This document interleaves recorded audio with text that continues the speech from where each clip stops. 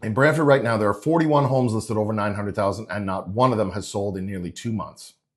So let's talk about what that really means. Not just for you today, but for the broader market that we're living in. Here's the reality of the housing market right now. Interest rates are no longer near zero, and borrowing costs are meaningfully higher today than they were 3 to 5 years ago. That alone changes buyer behavior because it affects affordability. In the last week here in Brantford, we had 13 total sales. 2 of them were mine, by the way, and an average sale price of $533,000.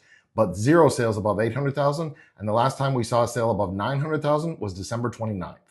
Right now, we have 272 homes on the market. When you divide that by the number of sales from last week, we're sitting at just over 5 months of inventory. That's not a dramatic oversupply, but it's definitely a buyer-leaning market, especially in the higher price bands.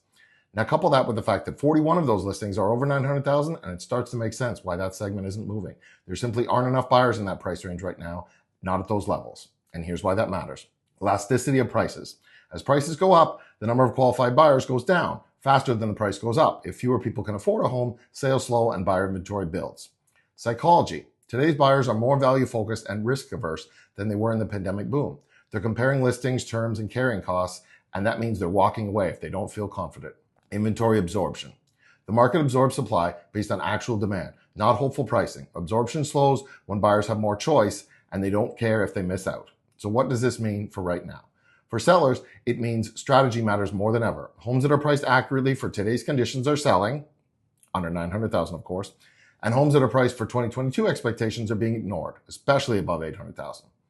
For buyers, especially in the mid-market range under 700,000, there is opportunity. You have more options and negotiating power, but there are sales still happening, so you do have to move.